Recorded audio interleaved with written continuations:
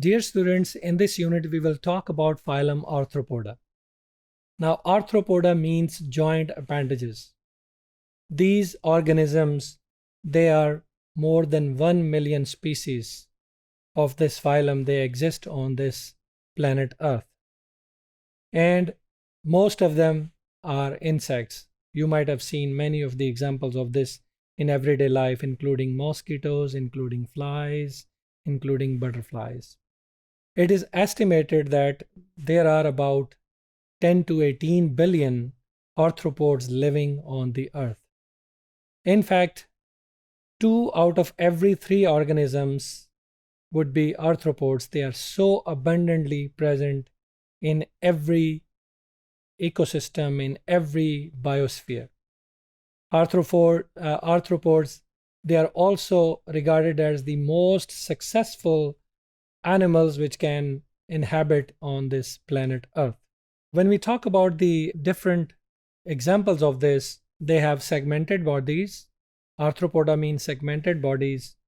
They have hard exoskeleton which protects them from the predators, and they have joint appendages. As you can see here, this is a typical butterfly. The appendages, they are joined. The common arthropods includes lobsters, crabs, spiders, mites, mosquitoes, insects, centipedes, and millipedes. They are present in almost every habitat on this earth, and they show a great variety of adaptations. In fact, they have adapted almost every ecosystem on this planet Earth. When we talk about their body, it is completely covered by cuticle. It is a shiny exoskeleton which is constructed from the layer of protein and a polysaccharide called chitin. The cuticle, it can be thick and hard over some parts of the body where there is a protection, and it could be thin or flexible over some other parts such as joints where it is necessary for the movement of the organisms. This rigid exoskeleton protects the animals and provides a point of attachment for the muscles that move the appendages so that it can move from one place to the other. The typical example of this, you can see the scorpion. The appendages, you can see there are different joints on their appendages. So that's why they are called as organism with joint appendages. You can see here, they are joined together. Now, this exoskeleton is very important. It provides them protections, but there is one drawback of that it prevents the arthropods from growing. So they cannot grow, their body cannot grow from a certain point to some other extents. So in order to grow, it has to shed this exoskeleton at some part of their life, and they produce a larger one whenever they grow to a larger body structure. So this process is called process of molting. In molting process, their exoskeleton is shed off, and then they grow to a certain size, and again they build a larger exoskeleton around their body. Now, when we talk about this whole process, it is very energy consuming, so it's expensive. And whenever there is molting, it can leave these arthropods vulnerable to predators until new exoskeleton is formed and it hardens to become a permanent part of it.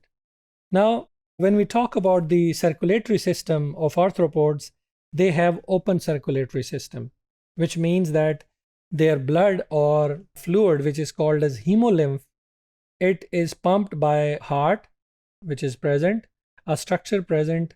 It functions like a heart. It pumps the blood or the hemolymph into different arteries, which open in a space which is called sinus or sinuses.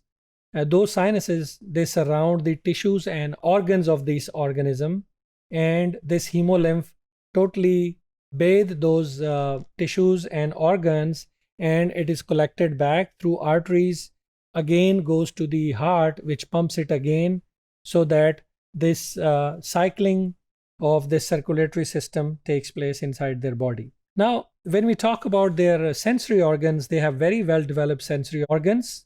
That includes their eyes, olfactory receptors, which help them in smelling of certain objects, and the antennas, which present normally on the head, and it functions in both touching and smelling the objects.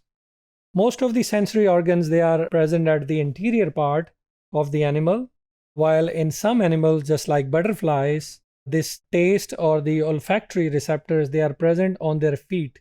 So they can taste whenever they sit on the flowers, so they can taste through their feet. Now, ventral nervous system is present, and these arthropods, they have bilateral symmetry. When we talk about the different subphyla of this phylum Arthropoda, there are 4 subphyla. One is calicrates. Calicrates, they include sea spiders, horseshoe crabs, scorpions, ticks, mites, and spiders. While we have another subphylum, myriapods. It contains centipedes and millipedes. And then we have pancrustaceans, which is a diverse group, includes insects, lobsters, shrimps, barnacles, and other crustacean arthropods. This subphylum of arthropod is myriapods. It contains almost 13,000 different species, and they are classified as myriapods, or the many-legged ones, as they have more than 3 pairs of legs or 4 pairs of legs attached to their body. These all myriapods, they are terrestrial animals, and they have appendages with only one branch or ramus. As you can see here in this diagram, they have multiple appendages on their body. Appendages are present in anywheres, and they can be fewer as 10 to nearly 200 pair of appendages present on the body of these animals. Now, when we talk about the size of myriapods, they range in size from microscopic to as long as 30 centimeter. They have typically 2 body sections, head and trunk. Now, normally a pair of antennae is located at the head and the jaw, and it provides the sensory input to the animals. With the help of those antennas, it can recognize different objects. When we talk about the respiration, they have special tracheal system through which they perform the process of respiration. Their digestive system is long and tubular. When we talk about the habitats of myriapods, most of the myriapods, they live in moist forests, where they fulfill a very important role.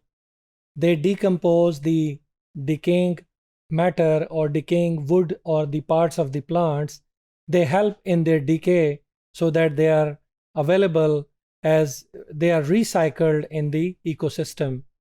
While some of the myriapods, they live in grasslands, some of them, they live in semi-arid habitats, or even some of the myriapods, they live in the desert ecosystems as well.